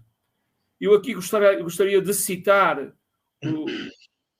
o psicólogo dos psicólogos, o melhor psicólogo de todos os tempos, que para mim foi Jesus Cristo, e não estou a falar de religião, estou a falar daquilo que é o legado dele, quando ele diz, com a medida que julgares os outros, serás julgado. E isso faz parte da nossa cultura. Nós estamos sempre a julgar de forma automática, compulsiva. Então, qual é o resultado disso? É que quando eu estou a julgar a vida ou o comportamento das outras pessoas, isso significa que quando as coisas não me correm bem a mim, eu também me julgo a mim mesmo. E o que é pior, fico com medo de ser julgado pelos outros. Logo perco a paz. Ok? E depois, isso vai-me fazer com que eu me mergulhe de forma cega, irracional, no denominado mundo da ofensa. Começo-me a ofender, a melindrar, a ficar ressentido com o comportamento, as atitudes dos outros, mesmo relativamente a mim ou não. E o que acontece é o seguinte, é que, na verdade, ninguém me ofende. Porque aquilo que eu sinto, aquilo que eu penso e aquilo que eu sinto é da única e exclusiva responsabilidade minha. Ninguém põe cá o que eu penso. Ninguém põe cá o que eu sinto. Vamos imaginar que o Arthur tem uma atitude injusta comigo e eu fico revoltado com essa atitude. Ok, ele teve uma atitude injusta, mas não põe cá a revolta. A forma como eu julguei o comportamento dele, interpretei o julgamento dele, é que me vai sempre puxar a revolta, mobilizar a revolta. Mas a revolta é da minha responsabilidade. Então a forma como eu me sinto relativamente ao meu passado é da minha própria responsabilidade. E quando estamos neste registro, o que está a acontecer é um fenómeno curioso. É que sem termos a consciência, nós estamos a dar ao mundo e ao mundo às outras pessoas o poder de decidirem se ficamos bem ou se ficamos mal. Porque quem põe cá as emoções sou eu, não são os outros. Isso não significa que, estando a acontecer algo que é incorreto, injusto, eu não posso ficar triste. No momento faz todo o sentido. E aí entra a assertividade. A assertividade é a capacidade de dizer o que pensamos e o que sentimos sem magoar os outros, sem ofender os outros. Exprimir emoções, exprimir sentimentos e perguntar porque é que a pessoa disse ou porque é que a pessoa fez. Ou seja, sem atacar, sem julgar. Porque isso é devolver a responsabilidade da atitude à outra pessoa. E depois gerir isso. Ok? Ou seja, eu tenho que retirar aos outros o poder de decidir se fica bem ou se fica mal. Porque isso não é inteligente, isso não é racional. O que eu sinto é da minha responsabilidade. Quando estamos nesse registro de dar esse poder aos outros, O que estamos a fazer é que estamos a conduzir a nossa vida, não é? No veículo da nossa vida, vamos imaginar que é um automóvel, não é? Mas o carro em andamento, nós no lugar do condutor, mas sem as mãos no volante. Se nós tivermos com o carro em andamento, sem as mãos no volante, o que é que acontece? Vamos bater aqui, vamos bater ali, magoamos um, magoamos outro, magoamos-nos a nós. Opá, ou seja, comportamos-nos como folha seca ao sabor dos ventos dos acontecimentos. E onde é que fica a racionalidade? Onde é que fica a inteligência? Não é? Então é preciso refletir e ter a coragem de assumir a responsabilidade, de aprender a fazer as melhores escolhas possíveis. Porque para cada escolha há um resultado. Nós não temos que estar presos no passado. O passado pode ser, muitas vezes, é um lugar muito giro, muito bonito, mas é para visitar, não é para morar. As pessoas têm o mau hábito de morar no passado. Ou então ficar a olhar para a frente e depois não estão a olhar onde caminham e podem cair num buraco. E magoar-se. Temos que viver o presente. Assumir com responsabilidade serena, sem complexos, sem culpas e sem desculpas. A culpa prende-nos ao ato eventualmente incorreto e infeliz. A desculpa é a fuga psicológica à responsabilidade. Então, viver sem complexos, sem culpas e sem desculpas é procurar dar o melhor de nós. Mas dar o melhor de nós não significa ser perfeitos, que não somos perfeitos. Porque muitas vezes o melhor de qualquer um, não vai ser suficiente, porque eu não sei tudo, ou às vezes sei, mas estou distraído e não consigo dar o melhor de mim. Então, viver sem complexos, sem culpas, sem desculpas, é procurar dar o melhor de nós. E procurar é estar disponível para aprender a fazer as melhores escolhas possíveis. Esse é o nosso desafio existencial. É um dos desafios existenciais. Muito bem. Lourdes, eu espero que você tenha percebido o que aqui está a ser dito sobre isto e podíamos ainda ir buscar mais coisas, mas o tempo urge. E, portanto, vou só dar a palavra também aqui ao engenheiro Paulo Moura, que diz: este programa está top, muitos parabéns, uma verdadeira pedra no charco. Obrigado, engenheiro Paulo. Enfermeira Paula Cristina Amar diz-nos: boa tarde, queridos doutores, por minutinhos passei e parei, mas prometo ouvir com mais tranquilidade a live, mas completamente de acordo, doutor Carlos, quando fala em modo observação, pois aí sentimos os sons e escutamos o movimento. Aí deixamos o coração voar de nós ao outro. Complicamos demais, queremos analisar a palavra e tantas vezes desconecta a simplicidade. Beijinhos e um restinho de ótima live. Eu vos acompanharei um pouquinho mais tarde. Obrigado pela presença e pelo comentário. A senhora Inês volta a comentar e diz-nos o seguinte: mas viver ao máximo já é viver o futuro. O máximo é agora. Não pode viver no futuro. Tu está a viver uma ideia, não é? Pode sonhar, que é bom sonhar, mas sonhar com realismo e com equilíbrio. O problema é uma questão de autoconsciência. Sentir o momento. Estar conectado pelo coração. E não pela imaginação compulsiva ou pelo pensamento compulsivo. Observar, o modo de observação, que é fundamental. O modo de observação, eu acho que partilhei com o Arthur, partilhei contigo, tem três subestruturas que eu chamo de... o modo de observação é constituído pela contemplação, e contemplação significa olhar com atenção, sem julgamentos, observar sem julgar. O modo investigação, que é procurar o esclarecimento, o entendimento, a compreensão, e depois a reflexão tranquila com base naquilo que observou e que constatou. Já o modo de especulação, que é o pensamento compulsivo, não é? Tem também três subestruturas, que é a fantasia, que é a pessoa estar a fantasiar, o outro está a falar ou está a dizer qualquer coisa que não me agrada e eu começo logo a fantasiar, porque ele tem a mania, porque ele isto, porque ele aquilo. E depois passa para o modo, que é a segunda estrutura, que é o delírio. Começa a delirar e mentalmente a discutir com a pessoa. Não, porque ele vai ver, eu vou dizer, eu vou fazer, não sei o que mais, não é? E a terceira estrutura é a paranoia, ou seja, depois quando está com a pessoa, assumiu que aquilo que imaginou, que fantasiou, e É depois verdade. que criou intensamente, porque sentiu aquilo, é verdade. Então chega à beira da pessoa e descarrega todo o tempo a descarregar, e às vezes a pessoa disse ou fez por razões completamente diferentes, não aquilo que ele imaginou. Ou seja, o modo de especulação pensa em medos e problemas, não vê de outra maneira. É um sítio medonho, não é? Criado por nós. O próprio é a questão do céu e inferno. O céu e o inferno são estados de consciência e nós é que alimentamos isso. Eu não sei se falta muito tempo, eu gostaria de contar uma história a este respeito, para perceberem como nós temos o poder de escolher o melhor ou o pior. Podemos escolher o céu ou o inferno.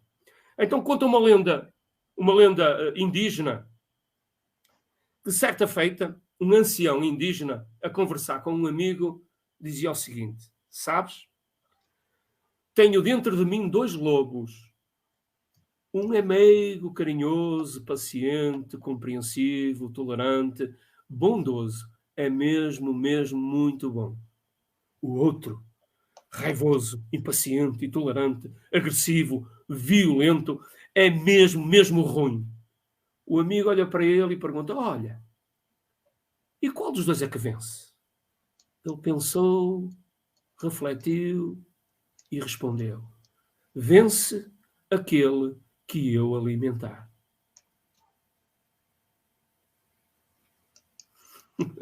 E aqui então, temos a resposta a muita gente Exatamente. que tem falado e que tem comunicado e que tem enviado mensagens. Voltando àquilo que falámos quase no início, praticamente no início, que foi a questão da mente.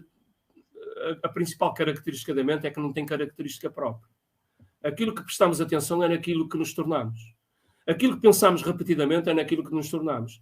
Ou seja, nós estamos a dar atenção aos aspectos positivos e aos aspectos negativos. Estamos a dar atenção à saúde ou à doença, ao sucesso ou ao fracasso, à alegria ou à tristeza. No que é que nós estamos focados? Naquilo que queremos ou naquilo que não queremos? Naquilo que tememos? Onde estiver o nosso foco, é onde está a nossa mente. É aquilo que vivemos. Onde está o nosso coração. Muito bem. Então, agora vamos continuar. A senhora Isabel Ribeiro diz: claro que sim, doutor, agradeço imenso. O doutor António Gomes, que eu ainda não lhes dei, espero que esteja bastante melhor, mas pelos vistos sim, porque já comunica aqui muito connosco. Diz: parabéns ao Sítio da Cura por esta admirável sessão. Obrigado, doutor Gomes. A senhora Isabel diz-nos: e como anda a minha cabeça? É como anda a minha cabeça. Como anda... E depois o Nuno diz-nos: obrigados a todos, estou no ir. Aniversário de ente querida, me espera, cumprimentos a todos. A senhora Aurora Ferreira diz: obrigados pela atenção, adorei. A senhora Isabel Ribeiro diz: obrigados por esta live tão importante, muito obrigados aos doutores. Ana Bosch diz: muito boa esta live, parabéns e obrigado aos 3. A senhora Dolores diz: obrigado e grande momento.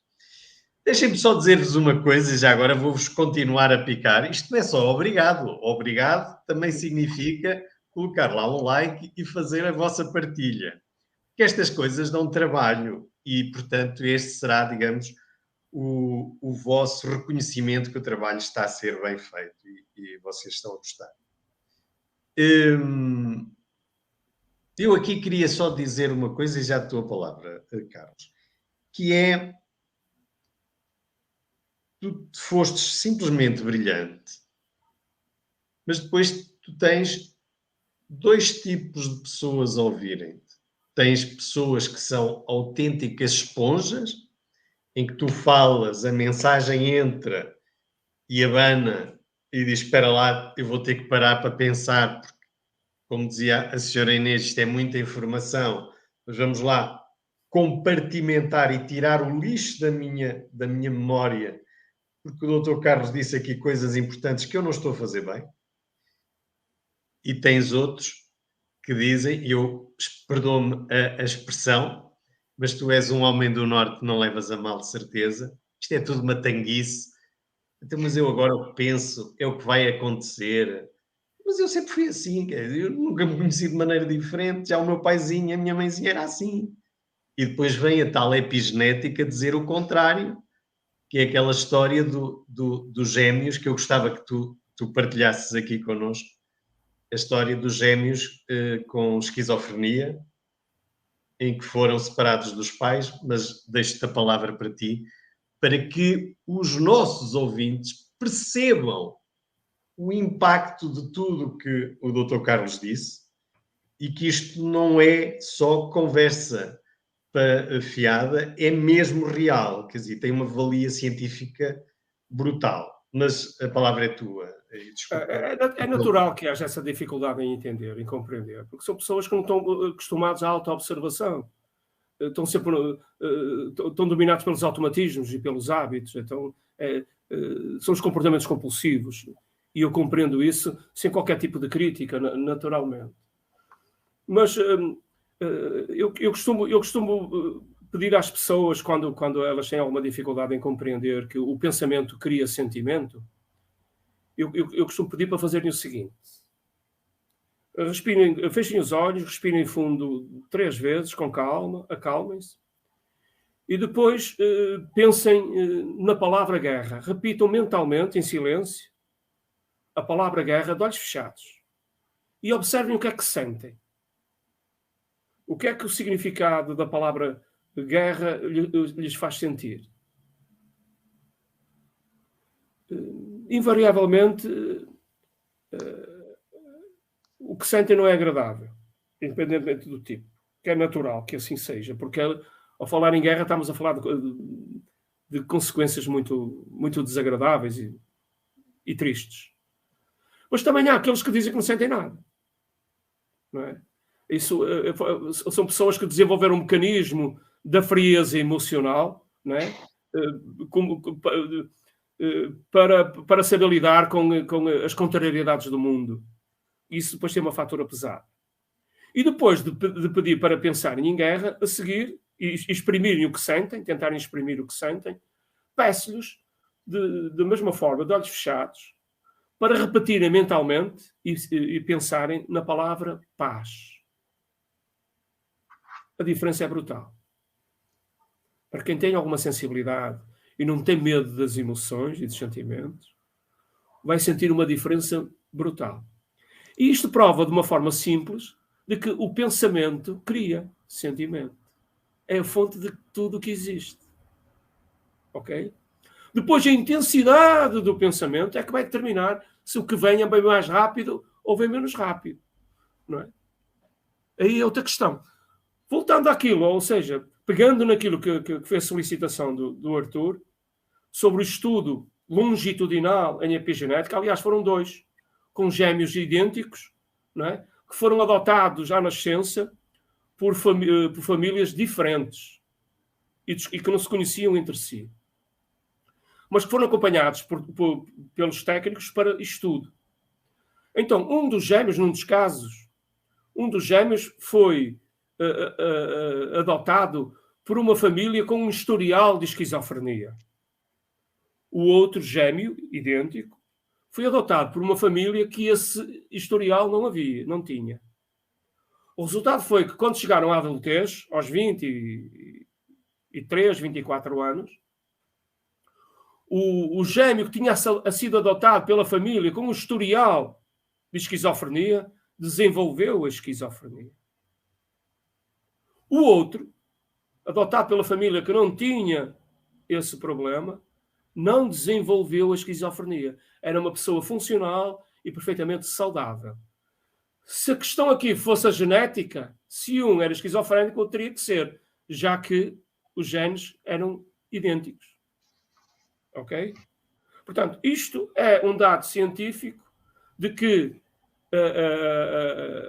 as doenças, a maioria das doenças, são aprendidas. E o pior, são cultivadas. Porque a preocupação com as doenças faz com que a gente alimente as doenças. É a gente pensar. Não significa que não temos que nos tratar delas. Não, nós devemos tratar das doenças. Mas não devemos acreditar na doença. Devemos acreditar na saúde. Tratamos, mas sem preocupar. Está sempre a pensar na doença. Isto nunca mais passa. Se calhar a catastrofizar, como a doutora Dina dizia no início, não é? que a gente está sempre a projetar o futuro, a catastrofizar relativamente àquilo que vai ser no exame, aquilo que vai ser o diagnóstico do médico, não é? Ou seja, o pensamento cria a realidade. E isso também está estudado em neurociência. É que o sistema de crenças e valores, em nós, funciona como filtros. A gente não vê o mundo como é. Nós vemos o mundo pela perspectiva dos nossos filtros, das nossas crenças e dos nossos valores. Porque nós, como pensadores compulsivos, estamos sempre a olhar e a imaginar o que estamos a ver. Estamos sempre a julgar o mundo. Então a gente não vê como é, vê como imagina. E como está a imaginar ou pensar, sente, o que sente faz acreditar que aquilo que está a imaginar que é verdade. Ele depois pensa que aquilo que é verdade. Isso é uma ilusão. O outro caso estudado foi num caso de dois gêmeos também idênticos, um adotado por uma família com um historial de cancro, que desenvolveram cancro, outra família não tinha esse historial. Quando chegaram à jovem adultez, o jovem adotado pela família com cancro manifestou cancro, desenvolveu cancro, o outro não, era perfeitamente saudável. Mais uma vez ficou provado de que se as doenças fossem genéticas, os dois teriam que ter cancro. E apenas um tinha. Então isso é mais um indicador de que as doenças são aprendidas. Tem a ver com a forma como nós percepcionamos o mundo, como nós sentimos o mundo. Eu pessoalmente gosto de chamar o sentimento de si no indivíduo, a forma como cada um sente a realidade à sua volta. Que é a interpretação, que tem a ver com a forma como usa o intelecto, como interpreta aquilo que observa, ou seja, os estímulos. Porque aí temos que falar dos sentidos. Nós precisamos compreender os sentidos, compreender a mente e compreender o intelecto. Isto é motivo para outra live. Há aqui muitos subtemas que dão para muitas lives. Eu não sei, mas estamos com 1h36. É verdade. Acho que é a primeira vez que temos uma live assim, deste tamanho. Já tivemos uma com 1h42, 1h40. Ai, já. Mas agora com os finalmente, como se dizia antigamente na novela, isto vai acabar por chegar aí e eu, se calhar, interrompemos aqui, fazíamos os nossos despedimentos. Despedimentos, perdão. Está a ver, eu agora já estou a pensar no que estava a dizer. Eu já estava em modo automático. Está a ver o que é que eu estou a dizer? Mas é que vai despedir quem? Eu já estava... Não, mas olha, mas isto é importante, porque eu estava a pensar o que é que eu vou dizer agora. E então eu já estava em modo automático. Está a ver o que é que as asneiradas que nós dizemos quando estamos em modo automático. Portanto, não, mas estava eu a dizer, fazer agora, de facto, o fecho do programa. E se me permite, doutora Dina, depois fechava a doutora Dina ao programa, e eu só queria dizer aqui uma coisa. De facto, o problema da ansiedade, sendo uma emoção, digamos, que é criada por uma expectativa de uma futura ameaça, eu acho que, e para concluir, isto é a minha conclusão que eu estou a tirar, e se não for bem isto, o Carlos vai corrigir, por favor. Muitas vezes nós sentimos ameaçados porque falta-nos, digamos, fazemos-lo por medo, e esse medo acontece por falta de autoestima, por amor próprio, por falta de amor próprio. E nós, para termos amor, temos que ter duas coisas: respeito e admiração. E quando eu não tenho respeito por mim próprio, quando eu não tenho admiração por mim próprio, e agora vou buscar a parte do julgamento e julgo-me a mim conforme julgo os outros, e então vou aumentar, digamos, o tamanho da minha ansiedade por aqui. Eu acho que a todos que comunicaram connosco sobre os problemas que partilharam aqui connosco, se calhar a ferramenta também será exatamente por se autovalorizarem, por terem amor próprio e respeito por vocês próprios e pela vossa história. Como dizia o Dr. Carlos, o passado é para se visitar, não para se viver. e acho que isto é uma frase que marcou aqui o programa, que é o passado. Eu vou repetir, o passado é algo para se visitar e não para se viver. Eu acho que, como uma vez disse, que o passado é como um sótão. É para se lá ir de vez em quando. Nós não andamos no sótão todos os dias. Portanto, queria fazer, digamos, encerrar este programa por te agradecer do fundo do meu coração a tua presença na Pausa para um Café Virtual. Muito, muito obrigado, de coração. A todos que estiveram connosco, o meu grande bem-aja, porque é convosco e com presenças, como têm sido habituais, testemunhos de meus doentes e hoje do Dr. Carlos e também da doutora Dina, e eu também, já agora, que conseguimos pôr a Pausa para um Café Virtual. Como eu não conheço nenhuma live sobre saúde, mas como uma live de saúde, e sendo, como dizia o engenheiro Paulo, uma pedrada no charco. E é isso que queremos, mas só conseguiremos se vocês todos ajudarem a que essa pedra no charco crie vibrações e que crie esse impacto. E esse impacto terá que ser também da vossa parte, fazendo as vossas partilhas, colocando os vossos likes, porque esse é o carinho que vocês nos transmitem e será, digamos, a semente para nós continuarmos a fazer este trabalho pro bono, porque ninguém está a ser pago para isto, portanto fazemos isto e retiramos os momentos da nossa vida com a nossa família para estar a prestar este serviço a vós todos. Meu caro Carlos, meu querido Carlos, obrigado de coração mais uma vez. Espero ver-te aqui muitas vezes e já que nos abriste essa porta, vamos aproveitá-la e, portanto, meu caro, a palavra é tua e depois a doutora Dina, como sempre, fecha o programa. Que ela eu fico agradecido pela oportunidade de poder partilhar o meu modesto conhecimento. Para mim é algo muito gratificante, porque facilmente a gente compreende o sofrimento em que a maioria das pessoas estão mergulhadas por não saber interagir com os próprios pensamentos, com os próprios sentimentos. Espero que este modesto contributo tenha ajudado algumas pessoas na autocompreensão, na autoaceitação e aquilo que é mais importante, na autossuperação, na separação dos seus conflitos pessoais, porque esse é que é o nosso desafio, não é superarmos os outros, aqueles que nos rodeiam, mas a autossuperação, porque tudo começa no nosso íntimo. E sem complexos, sem culpas, sem desculpas, assumir essa responsabilidade de nos tornarmos seres humanos melhores, mais saudáveis, mais felizes. Porque aí vamos mudar o nosso comportamento e, como comportamento gera comportamento, iremos contribuir para a mudança de um mundo melhor, que é aquilo que eu espero. Portanto, o agradecimento é todo meu. Obrigado, Artur, obrigado a toda a Neiva pelo convite e, claro, sempre que possível, podem contar comigo. Para mim é um gosto enorme poder partilhar. Já estamos a contar. Muito bem, podem contar. Eu sou assim, olha, foi uma emoção. Saiu-me. Pronto. Já estamos a contar. Faça então a sua despedida e não o despedimento, como eu disse. Falta dizer boa tarde a todos, boa noite a todos. Eu não vou despedir ninguém. Até uma próxima. Um abraço, obrigado. Pronto. Ao contrário, doutor Carlos, muito, muito obrigada. Grata de coração por ter estado connosco e por ter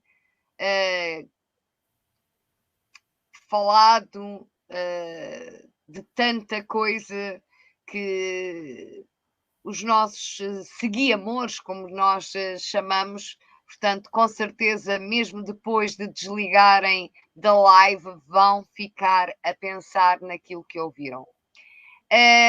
E, portanto, isto será realmente uma porta aberta para cá voltar. E já que se dispôs, portanto, o doutor Artur começa-me logo a falar em despedimentos. Eu não despeço ninguém, eu contrato. Despedida. Pronto. o Dr. Carlos está contratado para uma próxima live. É ponto assente. Muito bem, muito grata. Desejo-lhe um excelente jantar e um bom fim de semana. Aos nossos seguidores e seguimores, e ao querido Dr. Artur, também lhe desejo um excelente jantar e um bom fim de semana. Desejo que tenham gostado desta live, que possam rever a live, nem que façam pause e voltem para trás, pause, volta para trás, e ouçam bem as palavras do Dr. Carlos. E acho que vão tirar muito proveito e acho que vai ser muito útil para o dia-a-dia de cada um. Agradeço terem estado connosco, agradeço também as partilhas que possam fazer, desejo-vos um bom fim de semana e uma boa semana. E até de hoje a 15 dias. Um grande beijinho e um abraço para todos. E a nossa gratidão. Beijinhos para todos. Obrigado.